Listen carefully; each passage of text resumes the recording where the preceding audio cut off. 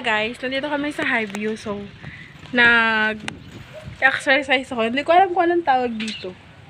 Sa ganun-ganun. Basta para siyang bike. Sa ganun-ganun mo. Nandun din po si Danica. Nagbibideo po siya. Kung nakikita niyo po. So, sa part na to, sinubukan ko lahat.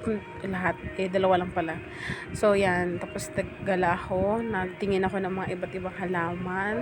Dito sa tabi-tabi ng mga bahay. Kung saan kami naroon. Dito nga sa Highview Hacienda. Yan.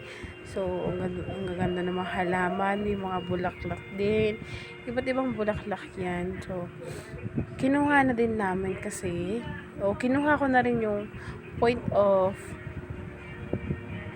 na mabidyuhan yung mga halaman kasi kung hindi nyo na itatanong, mahilig kayo maghalaman nila mama ko.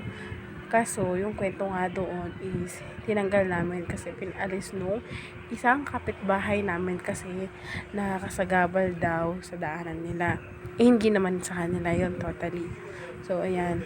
Dito ko na lang na-appreciate yung ganda kasi dito, fresh, walang gaano sasakyan kasi sa loob nga siya ng hacienda. Yan. Bulaklak na kulay orange or yellow, ganyan. Then, tinry kong pumasok, silibutin, yung sa loob. Ano na to, maganda to.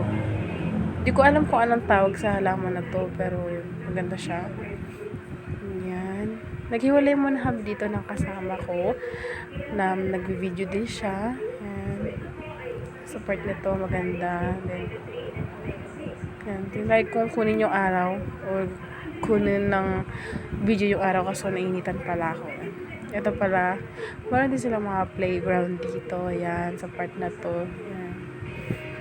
For the video, ang fairy zone dito sa banda dito. Yan. Then, itong green leaf.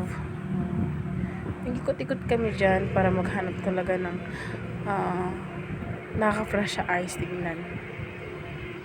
Sa part na yan. Wala na ako gaano. Yan, laro na to. So, pagita ba tawag? Hindi. Basta, ganun yung tawag dito. Yan. Thank you for watching.